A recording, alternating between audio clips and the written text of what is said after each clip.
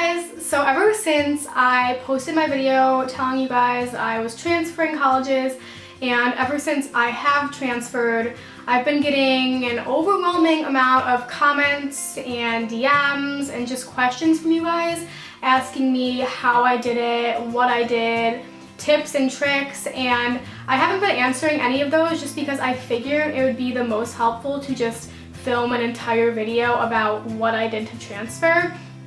By no means is this going to be the guarantee that you get into your university of choice, but I'm just going to tell you what I did and what I wish people had told me when I was applying to transfer, because at the time I knew no one that went through the process and I had no idea what I was doing and if it was going to be successful or not.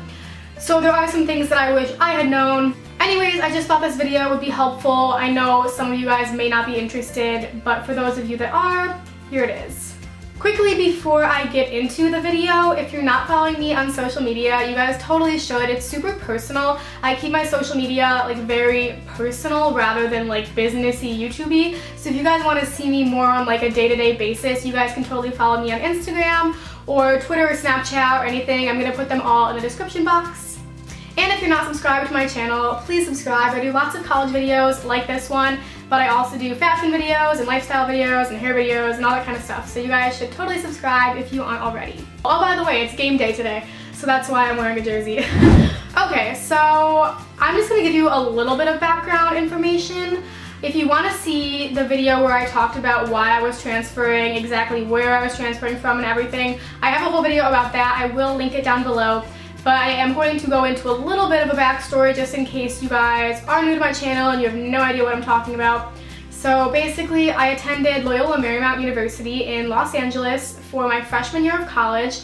LMU is a 4-year private university. This video is how I transferred to USC. I don't know how it works for other colleges or universities, if it's the same, if it's similar, if it's different, but this is just what I did and hopefully this can help some of you. Okay, so as soon as I figured out that I wanted to apply to transfer, I went on USC's website to try and get all the deadlines straight and see exactly what I had to do, and you're going to want to do the same thing because it's specific for every school and every major that you're applying to what you need. So I think the application deadline for transfer was February 1st for USC, and for the major that I was applying into, I needed a few things extra. I know I needed a recommendation from a college professor, and I think that was all that was different from just like normal applicants, but make sure you go and check and see what you need for the school you're applying to because it could be different. So basically what I had to do was fill out the Common App again, which if you guys have already applied to college, you know this sucks,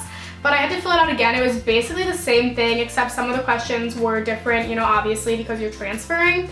And then the Common App essay was why you want to transfer or something along those lines instead of what it was previous years. And then there was a supplement for USC. USC had a supplement and I just filled out those questions. I did get a college professor recommendation, which was very difficult because at this time I had only gone through college classes for 1 semester and I really didn't feel like I clicked with any of my professors. I didn't really talk to them. I'm not a super talkative person in class. I kind of keep to myself. So I didn't really have a great professor, but I didn't have a choice. So I just chose the class that I enjoyed the most, the professor that I liked the most, and I asked her for a recommendation.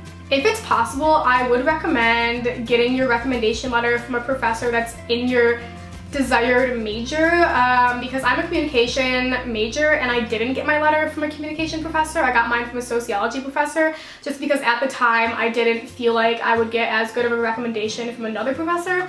But if you can, I would say try and get your letter of rec from someone that's in your field of study. Something else that I cannot stress enough is checking articulation agreements and seeing if your courses will transfer to the school that you want to transfer to. If you guys don't know what that is, I don't know if other schools have this, but USC on like some website of theirs, you can type in the school that you're currently going to and it'll show you the courses that are equivalent to courses at USC or will transfer for credit at USC.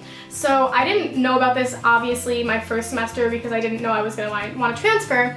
But for second semester, I looked at this and I made sure that I signed up for courses that would transfer for credit because I knew if I got in, I would not want to, you know, I've taken all those courses at LMU and them not count for anything at USC. So this is so important. I cannot stress this enough. Please, please, please find out and make sure that your courses are going to transfer, because you don't want to be spending more money and then being at college an extra year because your courses don't transfer. I know a lot of you guys are going to be asking me about my grades and my GPA. And I'm going to be completely honest with you, I think that is the most important part of the application. You can have a killer essay, you can have like good extracurriculars, but it's really all about the grades. I got lucky my first semester at LMU and I had taken fairly easy courses. When I had signed up, I think my counselor was just trying to put me in easy courses so I could like get adjusted to the school. So I was trying, but I wasn't trying super hard, and I ended up with a 3.74 my first semester. If I had known I was going to try and transfer, I would have tried even harder to get closer to a 4.0. But obviously at that point in time, I was just, you know, like having fun, enjoying my first semester of college. But when second semester rolled around, I knew that I wanted my GPA to be higher than it was first semester, because I knew that improvement in my GPA would look good to a USC counselor. So I was also taking harder classes, but basically I pushed myself so hard. I did extra credit, I went to office hours, any possible time that I could, and I ended up with a 3.87 GPA second semester. So basically my cumulative GPA from LMU was a 3.8, and I believe USC's average admitted transfer students GPA is a 3.7, so I was a little bit above. Keep in mind though, if you guys are not familiar with me, I am a spring transfer admit at USC, so even though my GPA was high, I still didn't get fall admission. So I mean, I guess it's not all about grades, but who knows. In terms of my essay, I personally did not think it was very strong. I just wrote about how USC has been my dream school forever. My essay was basically what I talked about in my Why I'm Transferring Colleges video. Once again, I'll link it down below. That's basically what my essay was. I don't think it was that great, but it's just what I wrote, and I was honest and I was myself, and here I am. So USC did ask for my high school transcript as well as my ACT scores. I'm not sure how much this factored into the admission decision. I think in high school, my high school did grading super weird. I didn't have like a GPA on a 4.0 scale. I had like a percentage out of 100. And I believe my average at the end of my 4 years of high school was like a 97%. So yeah, I did pretty well in high school. I had a 31 on my ACT. So I guess that probably helped my application, but I really don't think your high school scores do a lot towards your application. It probably just did more for me because I was applying to be a sophomore transfer rather than a junior transfer, and they didn't have a ton of information from my college year. I submitted my application and everything before the deadline. Make sure you do that, because if you forget something and you've submitted your stuff on the deadline, you're going to be too late. So I would definitely say to try and get everything together and submitted before the deadline. A lot of you guys are probably wondering how USC got my spring semester grades when I had to apply by February 1st.